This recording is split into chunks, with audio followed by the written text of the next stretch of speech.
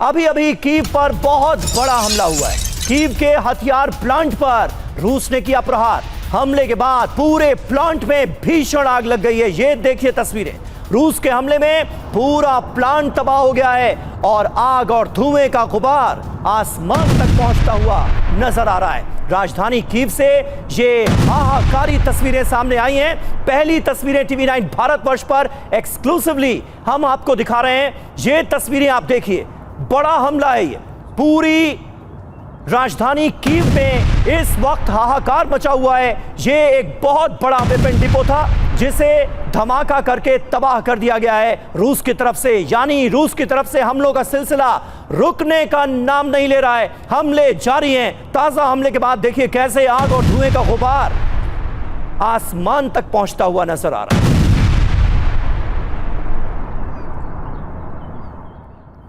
और देखिए एक और बड़ी खबर, यूक्रेन पर अभी तक का सबसे बड़ा हमला हुआ है। रूस ने यूक्रेन पर दागी है ऑर्शनिक मिसाइल। बहुत ही शक्तिशाली ये मिसाइल होती है। कीव के आसमान में दिखी है रूसी मिसाइलें। सिलसिलेवार धमाकों के बाद दहल गई यूक्रेन की राजधानी कीव। और तस्वीर आप जरा देखिए, एक के बाद एक मिसाइल दागी गई है यूक्रेन की तरफ से। जिस तरह से छात्रावास पर हमला किया गया था रूस के अंदर और इसमें कई छात्रों की मौत हो गई थी, बड़ी संख्या में लोग घायल हो गए थे, इसका बदला। और साथ साथ ऑयल रिफाइनरीज पर भी हमला किया जा रहा था यूक्रेन की तरफ से, इसका बदला व्लादिमीर पुतिन ने कुछ इस तरह से लिया। आप देखिए आसमान में एक के बाद एक मिसाइलों की जो कतार है आपको नजर आ रही है अपने टारगेट की तरफ बढ़ती हुई। और यह तस्वीर कहां की है? राजधानी कीव की है। रात के अंधेरे में राजधानी कीव को दहला दिया रूस ने अपने हमले में। और अब यूक्रेन की राजधानी कीव की एक और तस्वीर हम आपको दिखाने जा रहे हैं। हमले का एक और वीडियो अब आपके सामने आने जा रहा है। यूक्रेन की राजधानी में एक के बाद एक कई धमाके हुए हैं। कीव पर ऑर्शनिक मिसाइल से अटैक किया गया है। रूस की ये बेहद घातक मिसाइल है जिससे हमला किया गया। हमले में भारी नुकसान की आशंका है। तस्वीरें देखिए।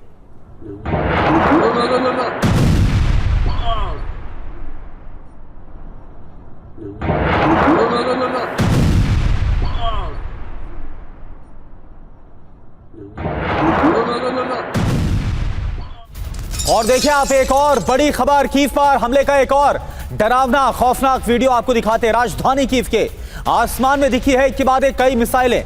रूस से ऑर्शनिक मिसाइल अटैक का दावा है। तो देखिए एक और वीडियो आपके सामने, रूस की तरफ से ऑर्शनिक मिसाइल से हमला किया गया राजधानी कीव पर और ये उसकी तस्वीरें आप देख पा रहे हैं।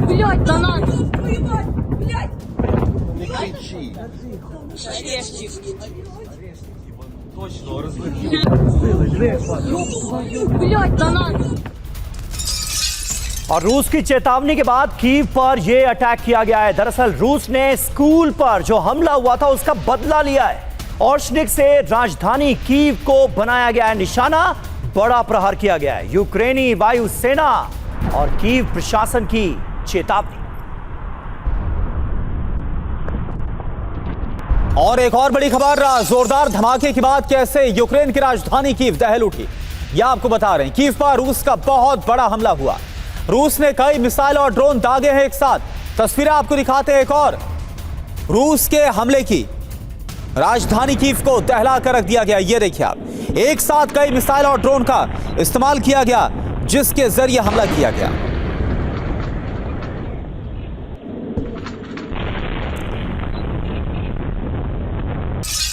और वहीं हमले से पहले अमेरिका, यूरोप ने कीव को अलर्ट किया था। ऑर्शनिक मिसाइल से हमले का अलर्ट जारी हुआ था। कीव के लोगों को शेल्टर्स में रहने की अपील की गई थी। रूस ने स्कूल पर हुए हमले का ये बड़ा बदला लिया है और ऐसा लग रहा है कि अमेरिका और यूरोप तक इस बात की इंफॉर्मेशन थी कि इस हमले के बाद रूस की तरफ से बहुत बड़ा अटैक होने वाला है और हुआ भी ऐसा ही। कीव को रूस ने ऑर्शनिक मिसाइल से दहला दिया।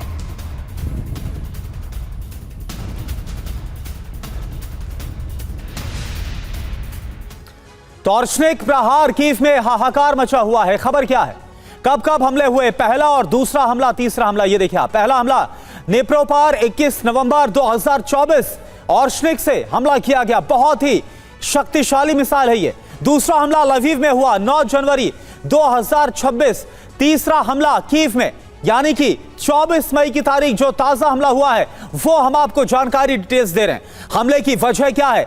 रूस ने लुगांस्क के स्कूल में ड्रोन अटैक का बदला लिया। जो जानकारी सामने आ रही है, हमने आपको कल दिखाया भी था यह खबर कैसे पुतिन ने रक्षा मंत्रालय को कीव से बदले का आदेश दिया था। जो छात्रावास पर, हॉस्टल पर हमला किया गया था, इसका रिवेंज। जरूरी बात क्या है, यूएस यूरोप ने ऑर्शनिक हमले का अलर्ट जारी किया था और वैसा ही हुआ है। रूस की तरफ से यह शक्तिशाली और विध्वंसक अटैक अंजाम दिया गया। और देखिए, ऑर्शनिक मिसाइल का जिक्र बार बार हो रहा है। इसकी बारूदी ताकत के बारे में भी आपको बता देते हैं। रेंज, स्पीड, पेलोड सब कुछ अब आपके सामने। 5500 किलोमीटर इसकी रेंज है, 12300 किलोमीटर प्रति घंटा इसकी रफ्तार है। पेलोड की बात करें तो 2 मेगा टन का हथियार और परमाणु बॉम्ब ले जाने में यह सक्षम है। कितनी घातक मिसाइल है ये ऑर्शनिक मिसाइल, इससे आपको अंदाजा हुआ होगा। मल्टीपल वॉरहेड इसमें लगाए जा सकते हैं। 6 मिसाइल ले जाने में सक्षम है। अलग अलग लक्ष्यों को भेदने की क्षमता है इसके पास। टाइप की बात की जाए तो हाइपरसोनिक बैलिस्टिक मिसाइल है। बेहद खतरनाक श्रेणी की यह मिसाइल है। और थार्ड और पैट्रियट जो एयर डिफेंस सिस्टम होते हैं, उनके जरिए भी इसे रोका नहीं जा सकता। इतनी ताकतवर मिसाइल है ये। डिजाइन की बात करें तो प्री न्यूक्लियर डिटरेंस के लिए इसे डिजाइन किया गया है। न्यूक्लियर हथियार भी इसके जरिए इस्तेमाल में लाए जा सकते हैं। खास बात यह है कि उड़ान के दौरान यह रास्ता बदल सकती है, यानी इसे रडार की पकड़ में आना असंभव है। हमारे साथ मेजर जनरल संजय सॉय मौजूद हैं। सॉय सर, किस तरह से आप देख रहे हैं, क्या ये जंग जो है ये अंतहीन होती हुई नजर आ रही है क्या? क्योंकि अमेरिका और यूरोप के दम पर यूक्रेन मानने के लिए तैयार नहीं है और रूस की तरफ से भी हमले, और अब तो बहुत भीषण और हाहाकारी हमले होते हुए राजधानी कीव में भी नजर आ रहे हैं, जिसे बहुत हद तक पुतिन ने अभी बख्शा हुआ था। क्या होता देख रहे हैं? नहीं, बिल्कुल, ये कीव पर जो हमला है ये एक मैसेजिंग भी है, नुकसान भी है। एक पिन पॉइंट टारगेट अटैक किया गया, हथियारों का जखीरा था, हथियारों का प्लांट था, जिस प्रकार से जो काफ़ी नुकसान है और यूक्रेन की युद्ध लड़ने की क्षमता पे काफ़ी असर पड़ेगा। और ये भी दिखा रहा है कि ऑर्शनिक मिसाइल, जैसे आपने बताया कि आवाज़ से 10 गुना, मैच 10 इसकी स्पीड है और हाइपरसोनिक कैपेसिटी में आता है, जो उसको कीव किसी भी प्रकार से, इसके बाद आज वहाँ पर आधुनिक पैट्रियट है और वेस्ट के एयर डिफेंस सिस्टम्स हैं, उनके द्वारा रोकने में सक्षम नहीं रहा था। तो एक तो बात ये, दूसरी बात, युद्ध किस प्रकार से भयावह हो गए। अभी कुछ दिनों से हम देख रहे हैं कि यूक्रेन भी लॉन्ग रेंज, यूक्रेन के बने हुए ही जेट पावर ड्रोन्स के द्वारा हमले कर रहा है लगातार रशिया के रिफाइनरीज के ऊपर, रशिया के जो जहाँ आर्म्स की फैक्ट्रीज हैं उनके ऊपर हमला कर रहा है और रशिया भी लगातार हमले कर रहा है। लेकिन ये हमला इसलिए इम्पॉर्टेंट हो जाता है कि कीव के अंदर जाकर उन्होंने हथियार के जखीरे पर हमला किया, जो एक मैसेज बहुत बड़ा है मेरे हिसाब से देखा जाए तो। सभी बिल्कुल, और यह अलर्ट भी किया गया है कि कीव अपने तरफ से जो हमले हैं वो रोक दे, ज़ेलेंस्की अब भी मान जाएं।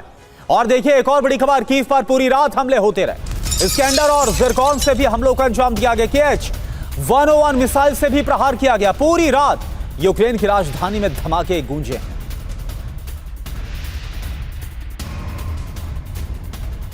और देखिए, तस्वीरें आपको हम दिखा रहे, देखिए आप किस तरह से जो कीव का आसमान है वो पूरी तरह से चकाचौंध हो गया। एक के बाद एक धमाके, पूरा जो आसमान है वो आपको लाल नजर आ रहा है, क्योंकि रूस ने मिसाइल और ड्रोन अटैक से कीव को दहला दिया।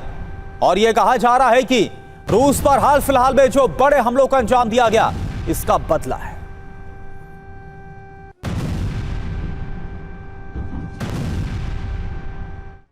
तो ये है पुतिन का इंतकाम, और इसके आसार, इसकी आशंका काफी पहले से लगाई जा रही थी। खास करके रूस में जब स्कूल पर हमला हुआ तब से यह कहा जा रहा था कि अब इसका अंजाम बहुत बुरा होगा यूक्रेन के लिए। हुआ भी वही है, कीव में जबरदस्त विनाश हुआ है। पूरी डिटेल हम आपको देते हैं कि किस तरह से रूस की तरफ से बड़े हमलों को अंजाम देकर कीव को दहलाया गया है। सबसे पहले तो ऑर्शनिक मिसाइल का जिक्र जरूरी है। कितनी ताकतवर मिसाइल है ये हमने आपको डिटेल में बताया।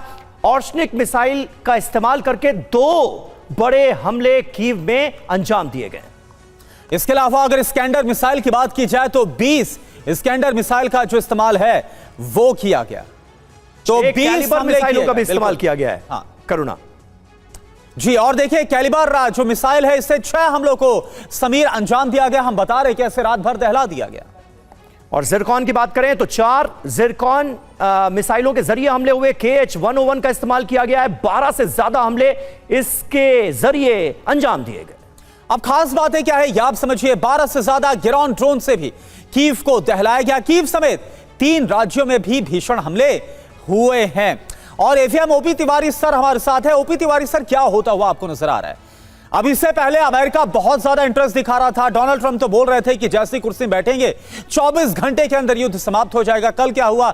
मार्को रूबियो ने बोल दिया औपचारिक तौर पर कि अमेरिका अलग हो रहा है बतौर मध्यस्थ रूस और यूक्रेन के बीच से, और अब हमले बढ़ गए, इंटेंसिटी बढ़ गई। क्या लग रहा है आपको सर? करुणा, देखिए, रूस के क्या प्लान में एक स्ट्रैटेजिक शिफ्ट है।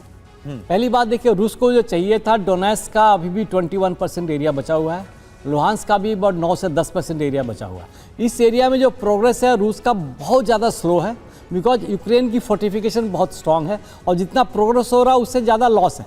अब बीच बीच में यूक्रेन भी मॉस्को के पास अटैक कर जा रहा है, तो ये मॉस्को की जनता भी परेशान है और रूस भी परेशान है। रूस को भी लगता है कि एक सीज फायर चाहिए, परमानेंट सोल्यूशन चाहिए, भले ही उसका क्लेम जो है एडिशनल डोनार्स पर, लुहांस्क पर छोड़ दे। इसके लिए वो क्या कर रहा था, ओडेसा आइसोलेटेड छोटे छोटे बड़े बड़े शहरों में एक मिसाइल डाल रहा था। अभी देखिए कंसंट्रेटेड अप्रोच कैपिटल के ऊपर है। जब तक मास डिस्ट्रक्शन नहीं होगा तब तक वहाँ के सिटीजन को समझ में नहीं आएगा और जेलेंस्की के अगेंस्ट खड़ी नहीं होगी।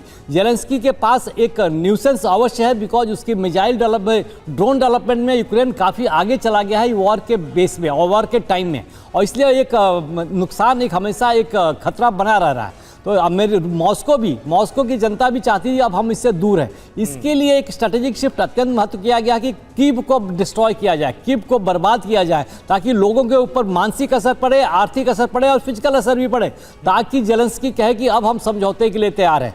समझौते में रूस थोड़ा पीछे अवश्य हटेगा, क्योंकि जो एडिशनल एरिया मांग रहा था उसको नहीं चाहिए, उसको भी शांति चाहिए और जितना मिल चुका है उतना उसको कंट्रोल करेगा। यूक्रेन चाहे कि हमें वापस कर ले, ये भी नहीं होगा कि ये युद्ध अब एक शांति की तरफ, अगर जिस तरीके से अटैक अगर ये इन्होंने कीव को टारगेट करते रहे तो यूक्रेन की जनता जो अभी तक ऑलरेडी परेशान थी अब सड़कों पर आएगी, जेलेंस्की के खिलाफ खड़ी होंगी। अब मुझे उम्मीद है, जहाँ तक ये भी उम्मीद है कि भाई रशिया भी क्या चाह रहे हैं, they want interference from a German chancellor. वो जो 2000 के टाइम में जर्मनी के जो चांसलर थे उन पर पुतिन का बहुत भरोसा है। जब लॉर्ड लाइन पड़ रही थी तो वो पुश कर रहे हैं कि ये एक मीडिएटर बने ताकि हमें शांति वार्ता आगे बढ़ सके। यूरोप के किसी और देश पर पुतिन का कोई विश्वास नहीं है। तो हो सकता है ये बहुत महत्वपूर्ण बात है जिसका जिक्र आपने तिवारी जी किया है, और हमारे सहयोगी मनीष झा भी अब स्क्रीन पर हमें नजर आ रहे हैं। थोड़ी देर पहले करुणा ने मार्को रूबियो के बयान का जिक्र किया था। मार्को रूबियो और एस जयशंकर की मीटिंग होने जा रही है दिल्ली के हैदराबाद हाउस में, वहीं से मनीष हमें लाइव ज्वाइन कर रहे हैं। मनीष बने रहिए आप हमारे साथ। एक अहम खबर है, रूस को यूक्रेन का विस्फोटक जवाब।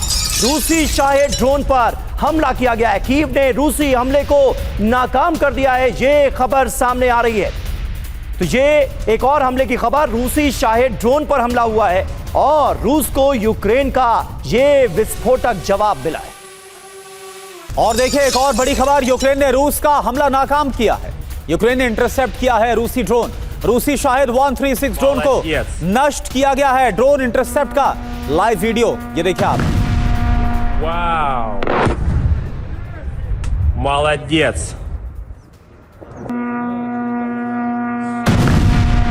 Вау! Молодец! और इस बीच यूक्रेन के पोर्ट सिटी ओडेसा पर भी रूस का हमला हुआ है। ओडेसा में रिहायशी इलाकों को भी नहीं बख्शा गया, यहां पर भी अटैक हुए। ये देखिए तस्वीरें, ड्रोन हमले में 3 बच्चों समेत 9 लोग घायल हुए हैं। ये देखिए किस तरह से एक बहुत बड़ा इलाका आग के शोलों की चपेट में नजर आ रहा है। हमले के फौरन बाद की ये तस्वीरें हैं, पूरा इलाका धुआं धुआं हो गया है, जलकर खाक हो गई हैं वो तमाम इमारतें जो यहां पर मौजूद थी। और एक और बड़ी खबर, यूक्रेन का रूस को विध्वंसक जवाब। पर्म में केमिकल प्लांट पर हमला किया। देखिए यूक्रेन भी रुकने का नाम नहीं ले रहा। यूक्रेनी हमले के बाद प्लांट को ठप कर दिया गया है, प्लांट का काम ठप हो गया। रूसी सेना के लिए इस्तेमाल किया जा रहा था इस प्लांट को। तो देखिए आप, यूक्रेन की तरफ से भी जवाब दिया गया है रूसी अटैक का, और ये तस्वीरें उसी से जुड़ी हुई। मनीष झा हमारे साथ, हमारे सहयोगी इस वक्त मौजूद हैं। मनीष, मार्को रूबियो ने एक बयान दिया, उससे कहीं ना कहीं यह संकेत मिलता हुआ नजर आया कि अमेरिका पछता रहा है।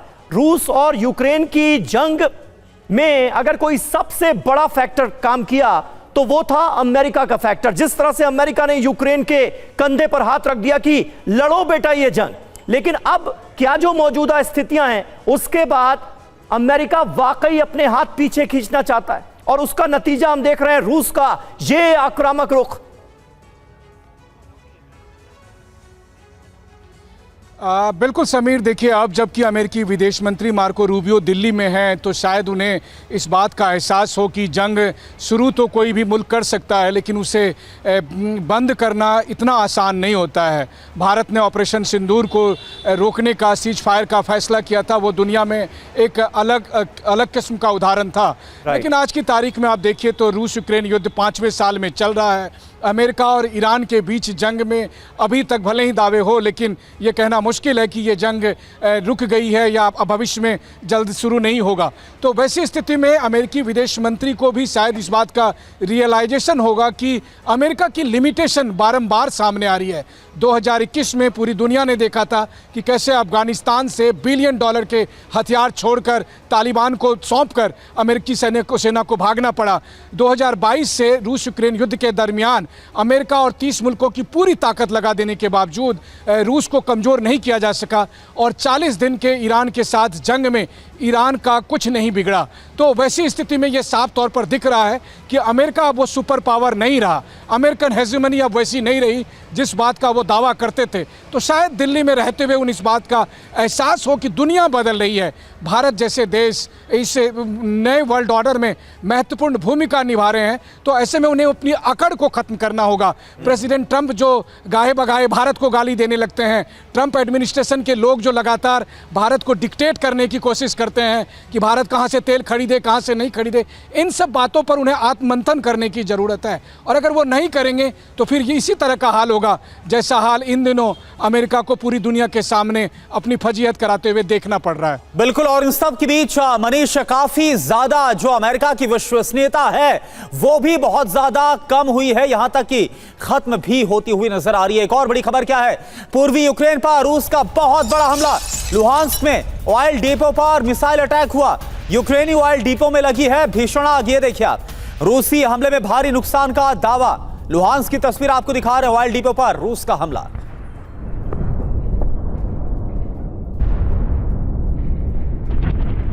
तो ये तस्वीरें आपको हम दिखा रहे हैं, दोनों तरफ से प्रहार हो रहा है, जंग खत्म होने का नाम नहीं ले रही है और हमले और भी ज्यादा बड़े हथियारों से हो रहे हैं। यहां तक कि कुछ दिन पहले रूस की तरफ से परमाणु वॉर एक्सरसाइज को भी अंजाम दिया गया था। और अब आप देखिए जो हमला किया गया यूक्रेन की तरफ से रूस पर, अब उसका बदला कैसे एक एक करके रूस ले रहा है। जंग और ज्यादा विध्वंसक होती हुई नजर आ रही है। और इस बीच पूर्वी यूक्रेन से अहम खबर है, रूस का बहुत बड़ा हमला हुआ है। वो हमने आपको बताया, रूसी हमले से दहला है यूक्रेन का मेलिटोपोल भी। मेलिटोपोल में यूक्रेनी पोस्ट पर मिसाइल हमला हुआ। रूसी हमले में यूक्रेनी पोस्ट में आग लग गई। ये देखिए ताजा तस्वीरें हमले के फौरन बाद की।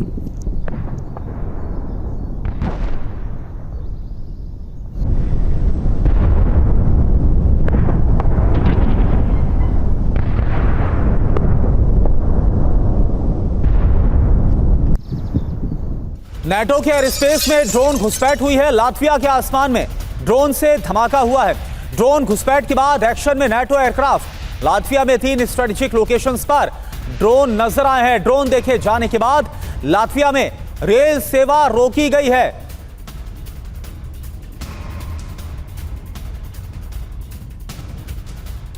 तो हाइब्रिड वॉर महायुद्ध की शुरुआत होने क्या वाला है। आखिरकार ये जो ड्रोन घुसपैठ है, खासतौर पर बाल्टिक नेशन को लेकर जो खबर एक बार फिर से सामने आई है, लातविया को लेकर, क्या इस युद्ध का विस्तार होने वाला है? आसार क्या नजर आ रहे हैं? आप देखिए कब कब ड्रोन घुसपैठ हुई, इससे पहले आप जानिए।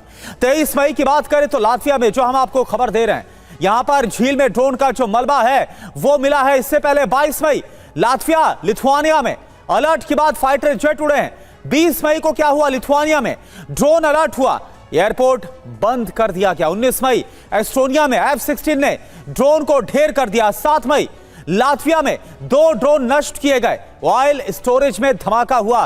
रूस का दावा है कि बाल्टिक देशों में ड्रोन घुसपैठ के पीछे यूक्रेन है। बाल्टिक देशों का एयरस्पेस इस्तेमाल यूक्रेन कर रहा है। उत्तर पश्चिम इलाके में ऑयल टर्मिनल यूक्रेन के टारगेट पर है। संजय सोई सर, एक बात बताइए, शक तो जा रहा था कि रूस की तरफ से सब कुछ किया गया है, लेकिन रूस की तरफ से कहा जा रहा है कि इन सब के पीछे यूक्रेन का हाथ है। तो क्या आपको लग रहा है अगर वाकई में यूक्रेन ये सब कुछ कर रहा है तो क्या ज़ेलेंस्की चाहते हैं कि युद्ध का विस्तार होना चाहिए?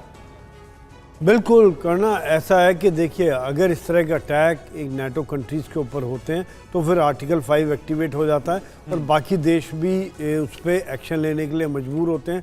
जैसा कि देखा गया कि किस प्रकार से जब एस्टोनिया के ऊपर ड्रोन आया था तो रोमानिया के F-16 ने उसको गिराया था जाके, जो नाटो एयरक्राफ्ट था, नाटो F-16 था। तो यहाँ पर एक बात ये, लेकिन जो बात निकल के आ रही है खोना बहुत ज़रूरी है कि ये बाद में जांच में ये भी पता चला कि कुछ ड्रोन इनमें से यूक्रेन के ही थे जो रशिया की तरफ उड़े और जिसको सॉफ्ट किल हम कहते हैं कि उनको इलेक्ट्रॉनिक वॉरफेयर के जरिए उनका रास्ता बदल करके उनको इधर इस तरफ मोड़ दिया गया और यहाँ पर फिर उन्होंने आइडेंटिफिकेशन होने के कारण उनको डिस्ट्रॉय किया गया और कुछ पार्ट ऐसे निकले। ऐसे में बीच में रशिया के ड्रोन आ सकते हैं, जैसा पिछले साल हमने देखा था कि पोलैंड और रोमानिया में काफ़ी इंकर्शन हुए थे जहाँ रशिया के ड्रोन गए थे। तो इन देशों को वल्नरेबिलिटी काफ़ी है, काफ़ी इनकी चिंता है और इस समय में ये देश भी अपना डिफेंस बजट बढ़ा रहे हैं, तैयारियां कर रहे हैं, एयर स्पेस बंद कर रहे हैं और अगर यूक्रेन ये इंटेंशनल है तो वो कहीं ना कहीं नाटो को इस युद्ध में झोंकना चाह रहा है ताकि रशिया के लिए परेशानी का सबब और बढ़ जाए, क्योंकि पूर्वी यूरोप से भी फिर हमले शुरू हो जाएंगे। दूसरी बात यह है कि एक बात और मैं छोटा सा कहना चाहूँगा कि जिस प्रकार से ईरान के संबंध में नाटो का अमेरिका के साथ मतभेद नज़र आया, यूक्रेन के सामने जब होता है तो ऐसे में नाटो देश ज़्यादातर इकट्ठे हैं। तो ये एक पॉइंट बड़ा जरूरी है कि वो मतभेद यहाँ नज़र नहीं आता, लेकिन अमेरिका ने अपने आप को डिस्टेंस कर रहा है क्योंकि आज उसके पास हथियारों की कमी इतनी हो रही है कि वो ईरान के लिए पूरे नहीं कर पा रहा है, जिसका फ़ायदा रशिया उठा रहा है और उसको डेफिनेटली एक एडवांटेज मिल रहा है करना। बिल्कुल। और देखिए, इस बीच एक अहम खबर और आ रही है, यूक्रेन के खार्किव पर भी रूस ने मिसाइल दागी है। खार्किव में यूक्रेनी हथियार डिपो को निशाना बनाया गया, यहां पर बड़ा हमला किया गया है। तस्वीरें आपके सामने हैं। यूक्रेनी हथियार डिपो में जोरदार धमाका हुआ। धमाके के बाद पूरा हथियार डिपो आग की जद में आ गया।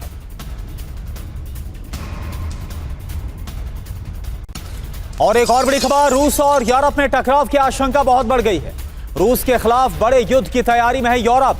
रूस के अंदर हमले के लिए योजना भी बनाई जा रही है, मिसाइल को तैयार किया जा रहा है। ब्रिटेन, जर्मनी और फ्रांस की रूस के खिलाफ ये तैयारी।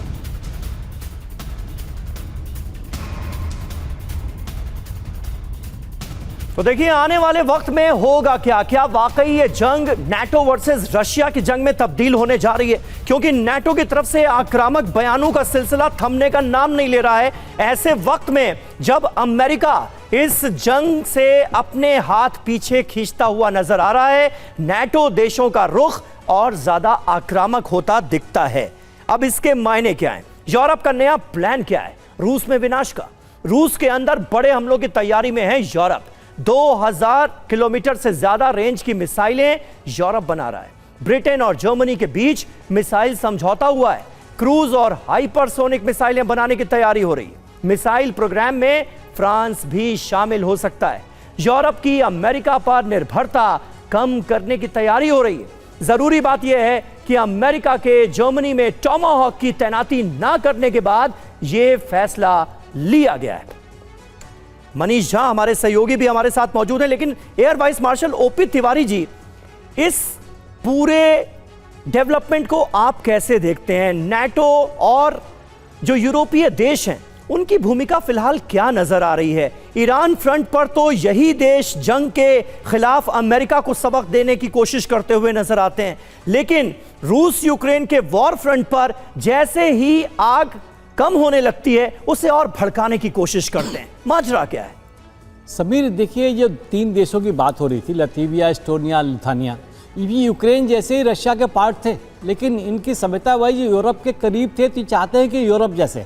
अब जो डिस्कशन पहले हो रहा था कि ये जो ड्रोन्स गए हैं यूक्रेन से गए हैं कि रशिया से आएंगे, ये यूक्रेन हमेशा ये कोशिश करेगा कि बाकी देशों में ऐसा किया जा सके ताकि इनको वॉर में झुकाया जा सके। जहाँ तो नाटो का सवाल है, जब से अमेरिका ने अपना हाथ पीछे खींचा है तो नाटो माइनस अमेरिका तो करीब करीब ना के बराबर है। अब इनडायरेक्टली कहें, जो यूक्रेन की सेना में इतनी कमी हो गई थी, इसके लिए उन्होंने साउथ अमेरिका और अफ्रीका के कुछ नेशन से अपने जवान मंगाए हैं जो उनके लिए भाड़े पर लड़ रहे हैं। अब यूरोप कितनी भी तैयारी कर ले, अगर युद्ध करना चाहेगा तरीके से रशिया के सामने खड़े होने की कोई क्षमता नहीं है। अब यूक्रेन जो चाहता है, जेलेंस्की क्या चाहते हैं कि लंबा थोड़ा खींचता रहे, इवन यूरोप के भी हित में है, हित में तो नहीं कहूँगा, लेकिन यूरोप जो चाहता है कि ये लंबा खींचता रहे और रशिया थोड़ा धीरे धीरे वीक होता रहे और अपनी मिसाइल्स इनके पास भेज दे रहे हैं। और इनका नेता जेलेंस्की क्या है, इनकी कुर्सी बनी रहेगी, ये चाहते हैं कि लंबा खींचता रहेगा, लेकिन रशिया अब इसको ज़्यादा आगे नहीं खींचने देगा। अब जिस तरीके से परेशानी शुरू कर दी है, देखिए मिसाइल फायर करना एक और बात है, मिसाइल को हिट करना भी बहुत मजबूरी बात है कि मिसाइल जाके टारगेट हिट करे और डिस्ट्रॉय करे। इसके लिए एक नेसेसरी कारण है कि इनका अपोजिशन जो अपनी एडवर्सरी है उसका एयर डिफेंस बिल्कुल न्यूट्रलाइज कर दो। दूसरा, एक इलेक्ट्रॉनिक का एक ऐसा अम्ब्रेला खड़ा करो ताकि इसको रोका ना जा सके।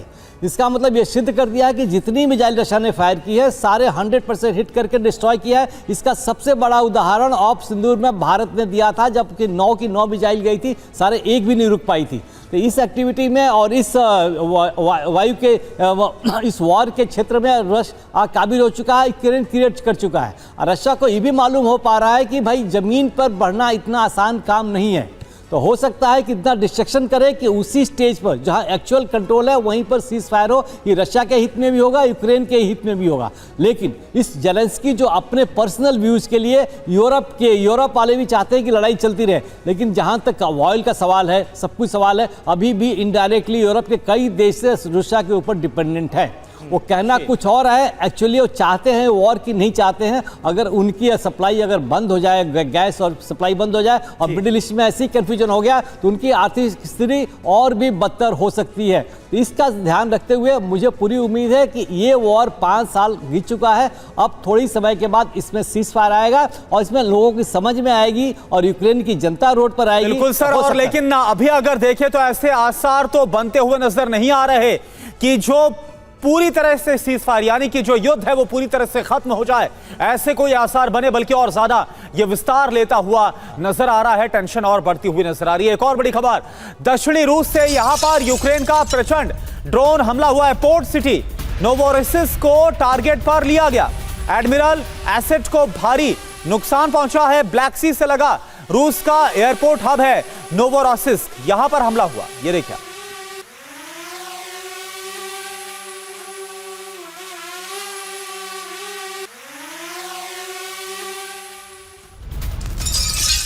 और रूस के खिलाफ पोलैंड की सैन्य तैयारी सामने आई। पोलैंड को 5वीं जनरेशन का F-35A मिला।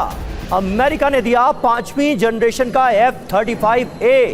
F-35A से पोलैंड एयरफोर्स की ताकत में हुआ है इजाफा।